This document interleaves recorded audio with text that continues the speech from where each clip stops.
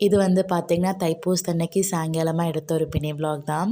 அம்மா வந்து பார்த்திங்கன்னா, தைப்பூசம் வரைக்கும் நான்வெஜ் எதுவுமே சாப்பிடாம விரதத்தில தான் இருந்தாங்க.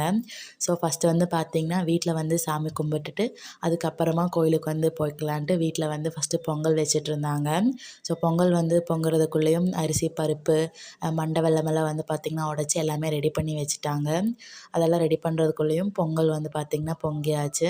அதுக்கப்புறமா ஒருத்தரா அரிசி போட்டுட்டு, அம்மா வந்து வேறு வேலை எல்லாமே பார்த்துட்ருந்தாங்க. பொங்கல் கூட வந்து பார்த்திங்கன்னா, பிரசாதமா சென்னாக்கல்ல வந்து ரெடி பண்ணியிருந்தாங்க. சாமிக்கு வந்து வைக்கும்போது உப்பு எதுவுமே போடாம, அப்புறம் எல்லோரும் சாப்பிட்றதுக்காக வந்து பார்த்திங்கன்னா, தாளிக்க எல்லாமே செஞ்சுருந்தாங்க. ஸோ அதுக்கப்புறமா சாமிக்கு வந்து படையல் போட்டு சாமி கும்பிட்டாச்சு.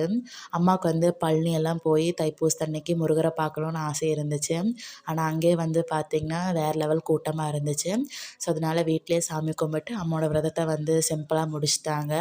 சாமி கும்பிட்டு இங்கே பக்கத்தில் இருக்கிற கோயிலுக்கு வந்து அம்மா கிளம்பிட்டாங்க. இன்றைக்கான டே இப்படி தான் போச்சு. நம்ம நாளைக்கு பார்க்கலாம். பாய்.